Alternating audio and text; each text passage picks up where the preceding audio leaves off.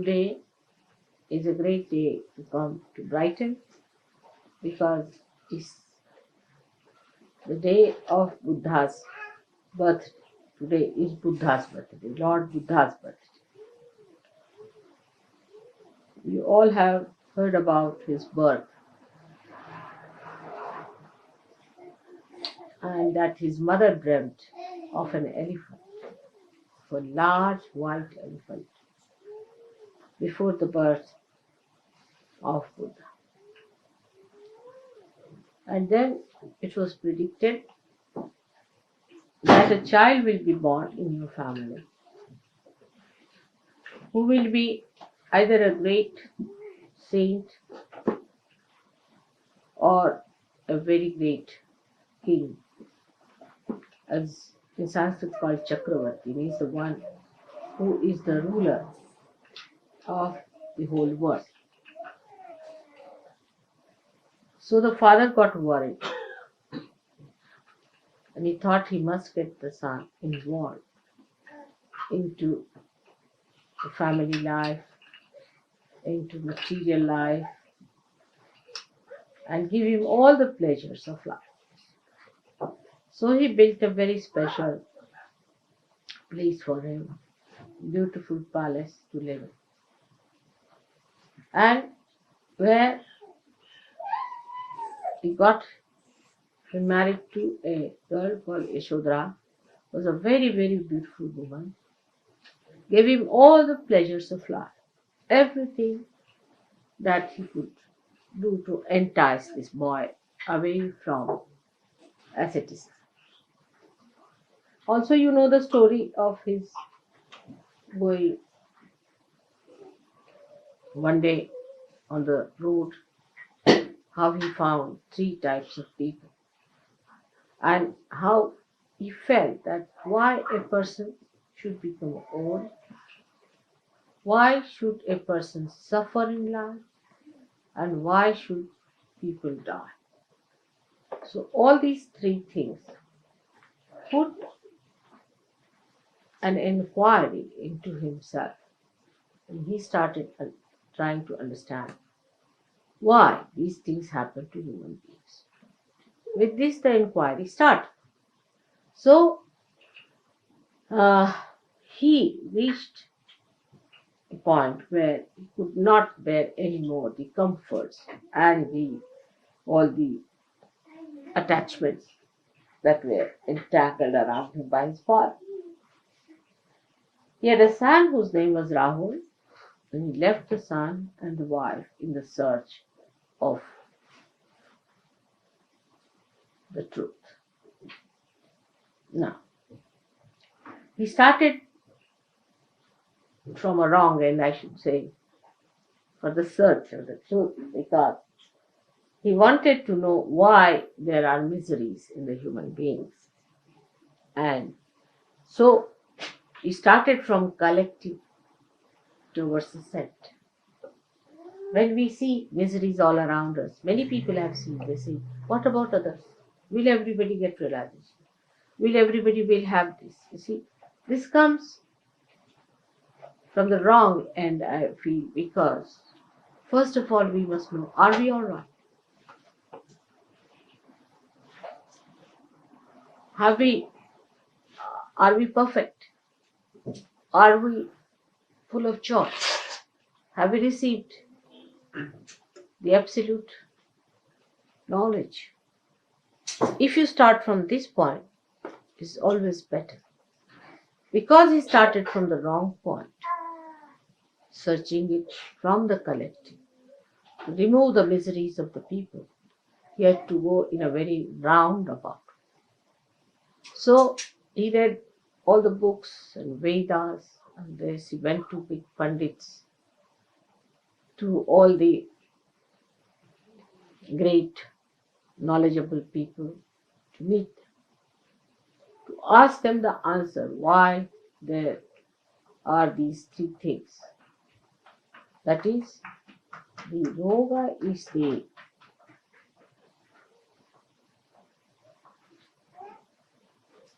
health or miserable physical body, then the death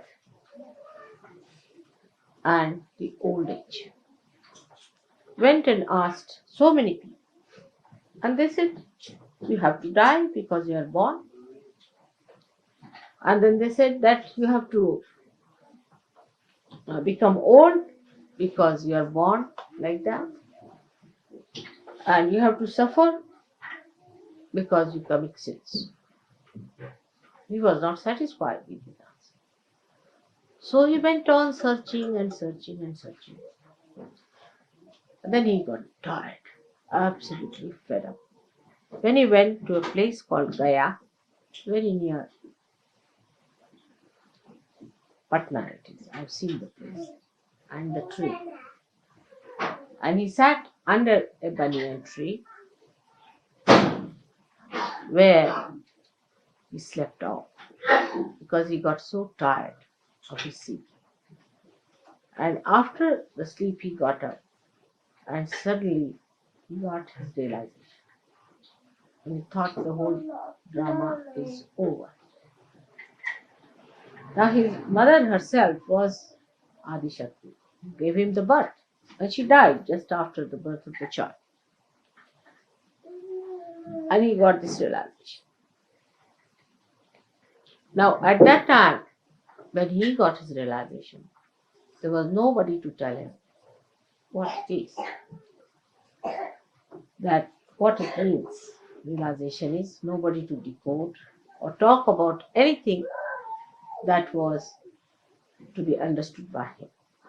But because of his tremendous seeking and such ardent desire that the Shuddha Icha, the Kundalini itself, rose. But of course, the Adi Shakti blessed him and he got his realization under the banyan tree.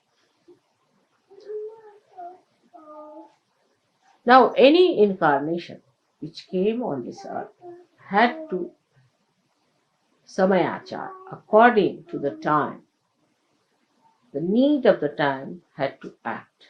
Firstly. Secondly, the need of the incarnation to come on this earth was first created in the human being. So, supposing at a time when there was too much of ritualism, Brahmanism, or priesthood, and people were trying to take everything onto those artificial rituals and all that, an incarnation had to come on this earth to correct those ideas. Like Krishna came at a time when he said, this is all Leela, puja and everything he cancelled. Nothing to it, no puja, nothing. You just have ras, enjoy yourself. It's all a joke going on, see. So he brought that concept at that time in the awareness of people that the whole world is a Leela, is a play of God's own whims. So you just enjoy it. And that's how he created this wonderful festival of Holi, which we had in Delhi. I don't know. Any one of you who was there for the Holi? No. You were there? 2 years. No, but this time you were not there. All right. You might get the pictures of that. All right. So in the same way, when Buddha came in, first problem was that he thought that it's better not to talk about God. Because in his search, everybody told him the answer was, oh, it's God who does it. He punishes you. It's God who gives you this old age. It's God who does it. But what is this God after all? Why does he do it? He said, you better ask the God. Where is the God? So everybody put every blame on God as usual. Even that's done today. Nothing new. And nothing unusual, I should say. So this must be done by God. If you cut your throat, God put my knife in my hand and he cut my throat. So you see, he thought better not talk of God. Because everybody is going towards God. Then the people whom he met, they said, now I have become God. He said, how? He said, I'm God. Or what? Why? Because he could mesmerize people. He said, I have become God. Just imagine. So he thought that is very dangerous to talk of God, because people take God in the hand and use it for their own purpose. Always say, oh, this is what the God has to do, and it's God has done it, and I'm in connection with God, and I'll tell God. So he got a fright, and he said, better not talk about God, because that puts the attention of the people on ritualism, artificial things. They're building temples after temples and just doing all these horrible things which one should not do. Like if you go to the south, you'll find the in the temples they shave their heads of the leaves. They shave it completely. And that they have to, this all cobbled along the sides of the walls of the temple. And the ladies who shave their head are just rolling along the sides. They have to do it sometimes 1008 times, rolling. Imagine. And the water is poured on them. God knows what is the ritual from where it has come. So the poor women go on rolling like that. And somebody is pouring water on them all the time, buckets after buckets. The husband and the brother and all, they bring one after another. You see, one is finished and another one. Poor ladies rolling like that on that muddy, sort of a cobbled area. I mean, I was shocked when I saw this. I said, what's this? And then later on, you see, they became modern. So they started selling the hair, you see, abroad. So the whole thing became a big industry in Madras, you see. The hair was made into this bouffant and all that you call it, you see. Sent to England and other places. So it's, I mean, in the name of God, ridiculous things were done. Ridiculous things were done. So he just thought, better not talk about God. The first step is self-realization. He was a great Sir Yogi, I must say. Because he said, nothing doing, don't talk about God or anything. First, you get your realization. That was the first condition. Establish it. Unless and until you have established your realization, nothing doing. So he just started his own method of propagating Buddha's knowledge, or you can Buddhism, as they call it. Of course, it became Ism later on. So all that he started with the idea that people should first become Buddha. Buddha means realize. Buddha is to know. So Buddha means the person who has known, means the one who is a realizer. So what he says, Buddham Sharanam Gaccham. I surrender. Sharanam means I surrender to the Buddhas, means to all the Sajogis. You are all Buddhas because you know. When you know, you are the Buddha. Now, without going into all that nonsense of renunciation and shaving your head and wearing that dress and everything, you have achieved your realization. It's a short circuit or a short path. Why? Because he started from the other side. But if he had started directly from himself, it would have been better. You see, in practical sense, I'll tell you how it is. Supposing you want to repair your house. So, you have to have instrument for that house. But supposing you are worried about all the houses of the world and you start repairing. Neither you will repair other houses nor yours. So first you must practice on yourself. Put your attention to yourself. It also is a method by which you avoid seeing the point, seeing the reality. That if you are not all right, how can you improve the whole world? So when your attention goes to other things, you must know that there's something wrong with you first of all, which must be corrected. And that's why it took him so much time to go round and round and round. He had to give up his wife, give up his family, give up everything, and get to realization. Because by giving up everything, he realized that it is he who should achieve. It's a very circuitous way. But you can just say it doesn't exist anything. First, let me get all right. That's the virtue. Now, what happened? That became a method for people to achieve God. Many people think that you must suffer like Christ to achieve God. You must renounce the world, then achieve God. Actually, renouncing the world and all that is just a myth. How do you renounce the world? It's myth. What are you renouncing? I mean, in any case, you can't carry this with you, can you? I mean, can you even carry, I would say, even a thread? Nothing. When you come like this. You are born with closed fists. When you go, the hands are like this also. Have you ever seen a dead corpse? He always has his hands like this. Nothing empty. Just going like this. So you don't take anything from here. So this renouncing this, I renounce that, I renounce that, I give up this, I give up my wife, I give up that. Has no meaning.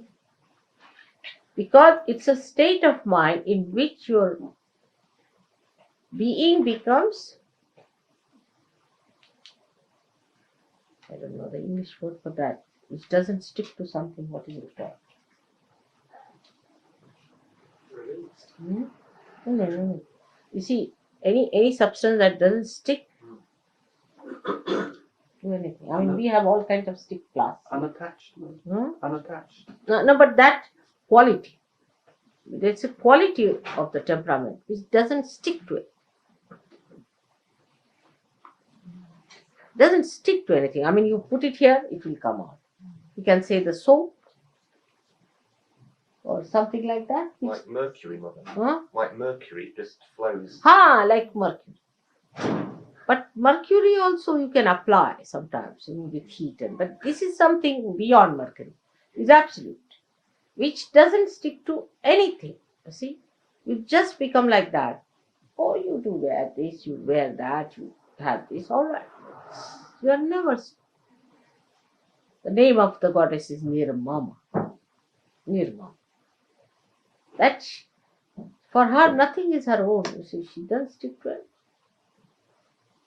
She is in everything, but she doesn't stick to anything. For example, now see the light here. It's not sticking to anything, it exists by itself. Doesn't stick to anything. This is the nearest you can say. It doesn't stick to anything. Any but thing tries to stick it, you see, gets burned. That's a good idea. So this is what it is. This is called an enlightened person. Doesn't stick to anything. And whatever tries to come very close gets burnt out. So such a person is not attached to anything. But that's not a mental thing that you can do that, oh, I'm not attached to you. See, it's very common in this country, especially, I hate you. But you can't hate anyone. How can you? And nor can you love anyone because the attachment cannot give you both the qualities. You see, because you are attached to someone, you say that you hate, simultaneously you are loving that. Because these are the dual qualities of attachment. See? So once you have attachment, you have both things. One moment you hate, another moment you love, another moment you hate, then you love and you don't know what's the matter with yourself. But the thing is, the quality of the mind is such that it is either getting attached mentally or either getting detached mentally. But actually, anybody say you love someone very much. No, you don't even die together. Whatever you may try, you cannot die together. One person has to die earlier, another has to die later. So the answer to his question that he asked was, why all these things are caused? So he said, it is because of desire. Because of human desire. all problems are caused, like the death, like the uh, old age, or the sickness are caused by desire. Now, see in Sahaja Yoga language how we should understand him. Is the desire, as you know, is the left side.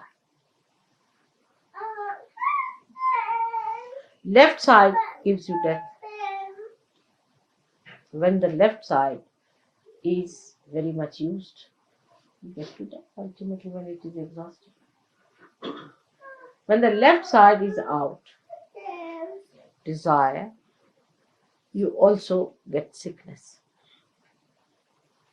And when the left side is used too much, you get your old age. Of course, the right side is the one which does it, but the left side is the originator. If you have no desire, you won't go into the right side. First is the desire. The starting point is the desire. He reached the point all right, but he didn't clearly say what desire means. Desire means the left side. When we have the pure desire, which is the Kundalini, then all these things are neutralized. When the Kundalini rises, the pure desire, the real desire, the only desire, it gives you the absolute by which you don't get old, you don't die, and you do not get sick. Because you achieve that which is eternal. It does not die. You become the spirit. When you want to die, you die. When you want to be reborn, you are reborn. And you have that realized temperament within you. It does not die. That's what you take with you. Now you take your realization with you when you die. So what he tried to say was to build up that we should not have any desires. Now, because, you see, his passage was like that. He went from one to another, giving up this desire, that desire, that desire, that desire. Ultimately, he came to Kundalini. It's the same. Yan neti neti vachanai nigamo avochus. When you got saying not this, not this, not this, not this, not this, then you go to a point where you say, then what ultimately left is the desire, which is the pure desire. The desire that is the Kundalini. Say, for example, you say, I'll have a house. No, I'll not have a house.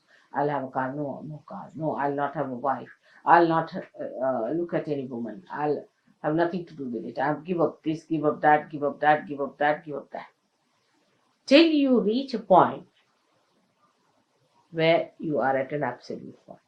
And there you realize that the Kundalini rises. But I think it is going too far. Why not start from the Kundalini right there? It's a simple thing. So Sahaja Yoga is the other way around stuff. Is that you better start from the Kundalini and neutralize all your left side. You see the point now? That's why Buddha was always regarded as an atheist. He was not. He was not an atheist. But as a matter of policy, he and Mahavira, they were contemporary.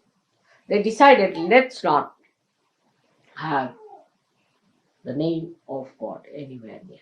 Because once you start the God business, big philosophies are built and people just start claiming it. I mean, they become that. Actually, anybody who reads Gita becomes a sort of a Krishna. Shri Krishna himself is the way he talks. People, you can be shocked the way they talk. As if they are Shri Krishna giving an advice to Arjuna, sitting on a chariot. They behave in that manner, their style is like that. I met one fellow called Chinmayanand. And I was amazed, the way he was talking. I was surprised. I mean, he was just behaving like Sri Krishna, of course, horrid looking. But he thought he was Sri Krishna himself. You see. So that's what identification takes place with human beings.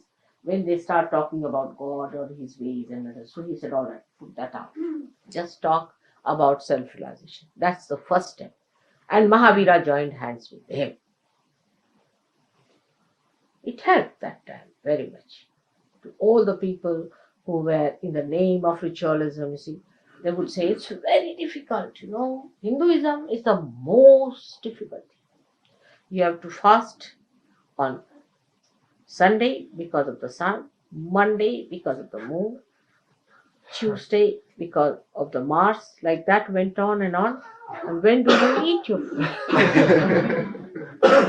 If you have to achieve God, then you have to take your bath at 4 o'clock and do this and do that and shave your head and then you become a sannyasi and you can't eat this and you can't eat that and you can't do that. All those things ritualists they start. But he felt that supposing if you take to sannyasi, so half of your desires are finished. You are a sannyasi, you are doing God's work, and there is no need to have a family or anything. So half of your desires are finished. If you have a family, then you want to do something for the family, you have to look after your family, and all that is to be done. But he did not realize that he was a realized soul, others were not. You see, if a realized soul does that, it has no difference to him. Whether he has a family or no family makes no difference to a realized soul because he is not attached. But to a person who is not a realized soul, supposing he'll give up his car, he'll give up his house, go to the Himalayas. There what he'll do? He'll have a hut and have a barbed thing around. Then he may think of a Georgian style of a house. Because according to them, Georgian style is unpretentious. So we can have, after all, we are sannyasi. That's typical. I tell you, all our Western mind is behaving in that way. If you see that we should be unpretentious. You see, it's very fussy, is the word they will use. If you put even a little, it's very fussy. They want everything to be plain, bland, you see. But what about inside? It's filled with what? This all bottled up with all kinds of rums, this, that. But the outside should be absolutely bland. The food should not be, if possible, just get it in its natural form. If not, don't have any taste in it. It should be so bland that any guest who comes to your house must starve. You see? All these funny ideas cropped up of asceticism. Then we have other people like Shambhalas who are going now to Gobi Desert. You see, they thought that this desert is not sufficient. Let's go to Gobi Desert. So they are going now to Gobi Desert. All these absurd ideas came out of Buddhism and also Jainism. Jainis went to the other extreme in vegetarianism because Buddha himself was not a vegetarian. Do you know that? He was not himself a vegetarian, nor was Mahavira. You'll be surprised. Vegetarianism for them was a philosophy. It was not a sort of a thing where you don't eat meat and all. Because Buddha himself died when he went to one of his disciples who was a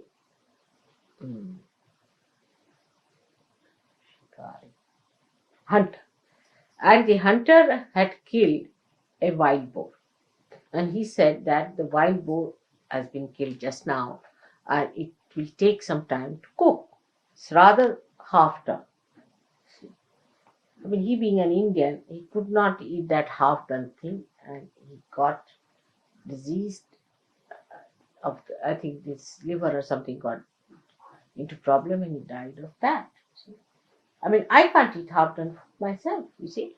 This is half done now. Half done is a horrible stuff, but we eat because it is unpretentious, you see, or some sort of a thing. People have idea it's not, it's very next to the nature. You see, this is what is coming, but is all deliberate. You are attached inside.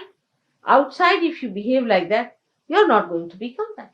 Like hippies have an idea if they live like primitive people, then they become primitive. You cannot, your brain is modern. Just by living, you see, wearing a wig like a hippie, can I become primitive? I cannot, my brain is modern, you see. That's what people don't understand, that we are too deliberate. And all these deliberations can be only reduced if yourself comes into your attention. Otherwise, all these are just our mental projections. So all this sannyasa and all these ideas came. Gradually, everyone who came on this earth, people have really made a mess out of them. And Buddha's mess has gone to such an extent that if you see that, you'll be shocked. It went into many formations. But I heard from my son-in-law that he went and visited some of the caves where the very early Buddhists lived in the caves, because they were not supported by kings or anything. So they had a very bad time. And they used to live in the caves. And what my son-in-law told me, that in the caves there are writings in Sanskrit, in Pali, and in Indian script, saying that it is the spontaneous happening that can bring forth the self-realization. He's got that photographed. So it's coming forward. You see, so they knew about it, the Sahaja. They knew about it. But then, as every religion has gone into a mess and a lot of funny sort of, we can say, the funny sort of expressions. Also, Buddhism has gone, became Mahayana, Hinayana, all sorts of things. But one of them was called as Biditama, who ran away from India, settled down in Japan, and he started the Zen system of religion, which he kept to the spontaneous happening. That's one was preserved. Another was the Lao Tse style, who did not talk of God and of Buddha, but of Tao itself, the energy, or we can say about the Adi. So these two good things came out of it. While they searched back into the history of China, and they found out the Adi Shakti lived many years back there as Kuan Yin. And that's how Kuan Yin was established as a goddess for many Buddhists. Now then, Buddha also got into another form, because there was a big competition between Hindus of those days, and the Buddhists. So they wanted to form. For ordinary people, it's very difficult to understand the philosophy. So they thought that we should have Buddha expressed as he has been and he will be. So they formed their see, as you say, he's a Maitreya is going to come, the future Buddha is Bodhisattva, and they started making his statues and everything. So they made Buddha as the god and started using him to represent the divine power, giving him forms and things. And like that, many things happened. But Buddha himself was so much frightened of the ritualism that they said, you should not worship anything, you should not build any temples. So, you see, the loophole was found out. If temples are not to be built, we build stupas. Now, in the stupas, they put the tooth of Buddha. Of course, that was sensible to do, I must say. But, of course, Buddha had said not to do it. And they put it there. He had two disciples called as Sariputta and Mogala. They were very good disciples of his. And their bones were collected after they were burnt out and were put in the stupas. That was something definitely sensible to put them there. Of course, the bones and all these things should not be disturbed, because it's not good. It creates a problem for the body. But at least if they have put it there in the Mother Earth, it would have been all right, but they put it in caskets. Now, the first casket was made of gold, the second of silver, the third of iron, the fourth one of wood, sort of thing, mummified those things. But that was a very wrong thing to do, because if you go on keeping like that, some parts of the body of these great people, it can hamper their rebirth or their body which they want to again incarnate. But hair is all right or nails are all right. But you shouldn't keep the part of their body like that. And this kind of thing gave another nonsensical ideas to horrible human beings.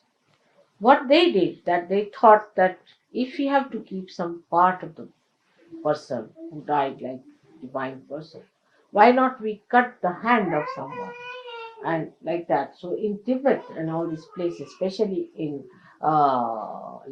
Ladakh, see, they used to cut the hands of the people when they died, and big ritual for the dead, and then they started going towards the dead. So they started moving towards the left side. Most of the Buddhists moved to the left side, which was absolutely prohibited by Buddha because he is on the right side. He said, cut down your desires. Do the karmas without the desire. This was his idea. Activate your right side without the desire. This was his philosophy. But all of them are left side. They have desires, not only desires, but whatever they do it out of desire. Like the worst is like the Japanese. They think that you can commit suicide in the name of your nation. With this desire, they will commit suicide. To save their country, they can commit suicide. I mean, it is absurd. He said, whatever you have to do without the desire, which is a difficult thing for human beings. How many there are who are doing it without desire? And whatever we do out of desire. Even at a subtler point. Even when we do puja, we do with the desire that our vibrations will improve. Can you think of a state where it is absolutely desireless? Only one person has that. There's no desire. Desireless. The whole thing is done without any desire, so there is no disappointment. There is no unhappiness. You are going to America knowingly that is going to be a horrible experience. But it's a joke. Just going to see the joke. Without any hope. Maybe it might work out to be something tremendous, but no desire. See, it's so desireless, the whole personality is, that even if I have to desire for something, I have to ask you to do better desire because I've lost the sense of desire. So many times I've said, you better do it.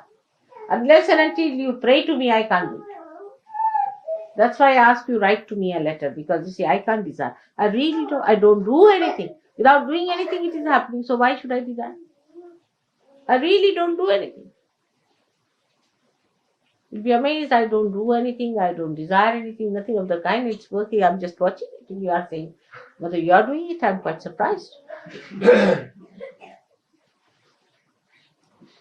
That is Tao. If you read about Tao, it is said that it doesn't do it, but everything works out. So this is what he said, which was all Sahaja, that you have to be desireless and do everything, and he is the one who controls our ego. Because if you have no desire, you will have no ego either. Ego is only built up when you have a desire to do something. That is, you just do it for fun, just for joy, just for doing. Then how will you build up ego? You cannot. Like an artist is painting just for fun and throwing it. Creating something just for fun. That's what God is. Not with a desire to achieve something. I mean, the desire is so gross, can be extremely gross. It can become subtler and subtler and subtler. That's a good way. But it can be very, very gross also. Like some people can believe that, you see, I should paint it because I'll get so much money. Or I can sell it to somebody who may be the worst man, but I'll sell it because I can get more money. That's absolutely the grossest of all. You see, that you can go to the most sinful things. I mean, I don't know. There can be even worse desires than that. Can be very many. But on this auspicious day, we should not think of them, which are there like that. But minimum of minimum, if we come, just do your puja just for the joy of it, not with any desire. Just for the joy. I mean, we are doing so many things like that. For example, we enjoy each other's company. Just think of that. We also yogis are enjoying each other's company. What's this for? Nothing at all. There's no nothing. Just we are enjoying it without any desire. Just for enjoyment's sake, enjoyment. When that purity comes, you see, in our temperament, that we do everything without any desire, we have got rid of our ego. The Buddha is awakened within us. And that's what is the importance of Buddha. That he settled down himself in a place which is the most difficult place.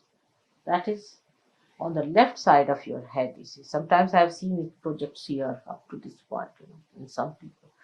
They get such a terrible pain, pulling it out from there. Can't imagine. So this horrible point, which is so funny, it is sometimes it can blow up like that. You see, sometimes it can pierce through. It's a horrible one, which all of you have developed quite a lot, you see. And it takes its forms in different ways and methods. For that, we have to say, Buddham Sharanam Gacchami. Means we surrender ourselves to Buddha. Then what does he say? The second one is very good. Sangham Sharanam Gacchami. I surrender myself to collectivity. Sangham. Sangha is the collectivity. I surrender myself to collectivity. Ego goes down. First of all, Buddha, who is sitting, who is the deity, which is the enlightenment, you say, I surrender myself to Buddha.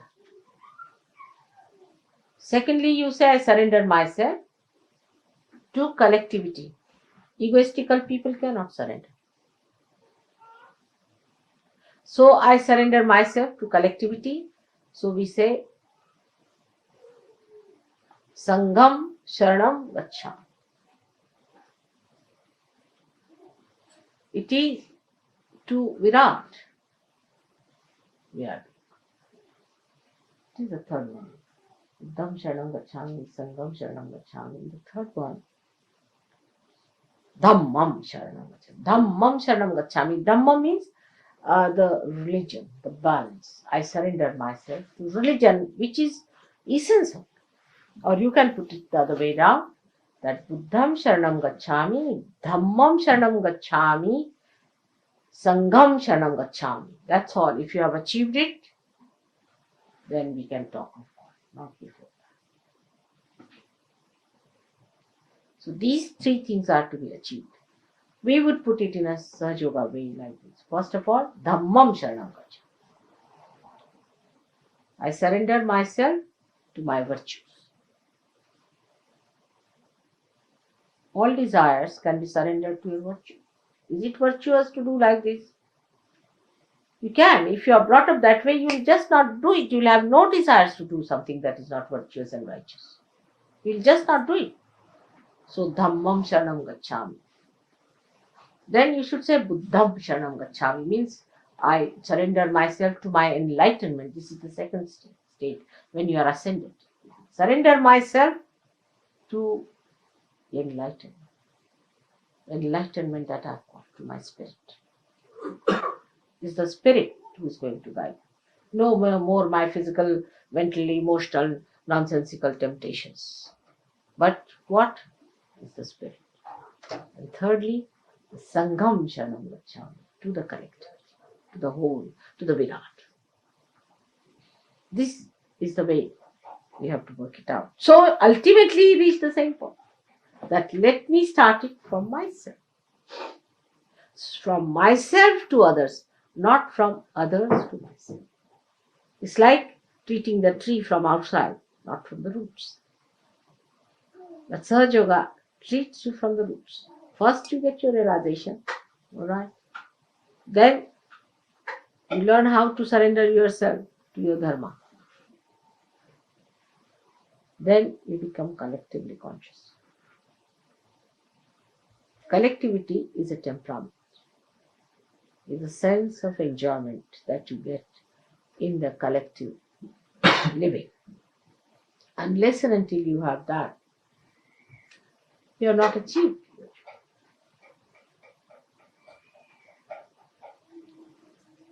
So Buddha has played a very great role in our lives, and he is a very great, powerful force within us. I'm very happy that Buddha Jayanti has fallen here in England because, as we say, the England is the heart of the universe. It doesn't matter if I say here, is there anybody Arab here? I don't want to be any Arab if he's sitting here. All right. And if it is the heart, whatever you do here will circulate in the whole universe. So if you can conquer your ego here, we can even conquer the ego of Mr. Reagan and these Russians. We can manage that. But first start it here. It has to reverse back. You see, now they have to learn from you and you don't learn from them. When it will work out, you'll be amazed. Ego is the only problem I always face, reaching their hearts. If ego is removed, everything will be all right. So for us, the great mantra is Buddham Sharanam Gacchami. These three mantras you must say every day, I think, to get rid of this horrible ego. Now, any questions on Buddha you have? I've made it in a short way. The whole life history is very difficult.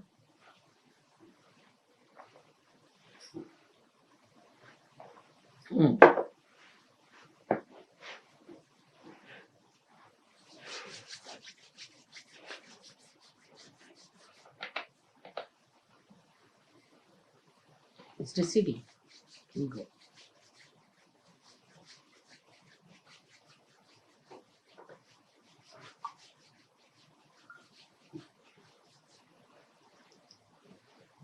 English are wise people, sound people. And they must understand this, that it's a very, very important thing, that they should not lose these qualities and should try to fix their enlightenment in such a way that it circulates.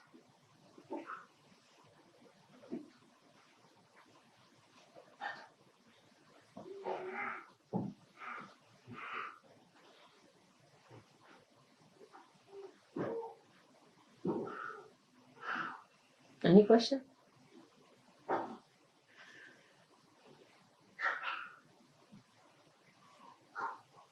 Kevin told me yesterday it is Buddha Jayanti. I was very happy. Because in England I have not talked of Buddha, but otherwise I have talked about him elsewhere.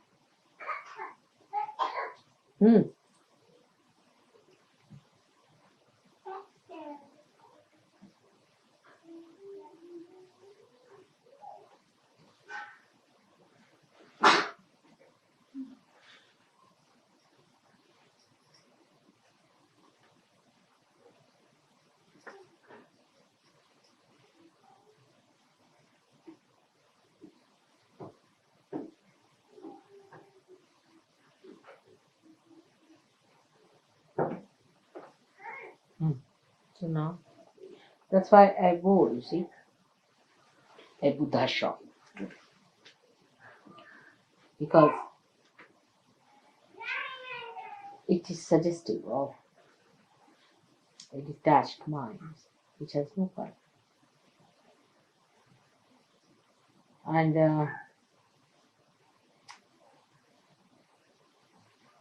there could be a personality which is colorless.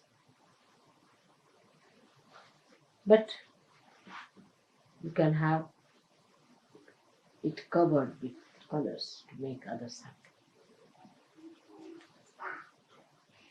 So, when you are a realized soul, whatever you do is natural. Whatever you do. If I am wearing this, now I'm a Buddha.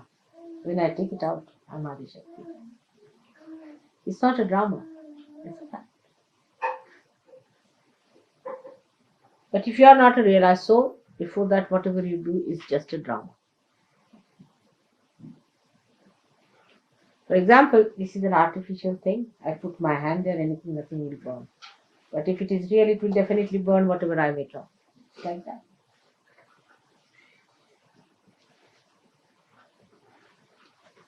So if somebody is a real person, whatever he does is not a drama. It is a reality. That's how they say that she can take this form, she can take that form. People don't understand how can one person take so forms. Can. If it is reality, it can. Like the Mother Earth, she is a reality, and the sap that is coming from the Mother Earth takes so many forms. See her power. Flowers, this wood, different colors, fragrance, so many things. This one Mother Earth is producing all these.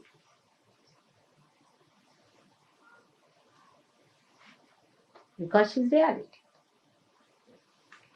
The reality in her can produce. But unreal things, whatever you make out of unreal things, they may look real, but they are not.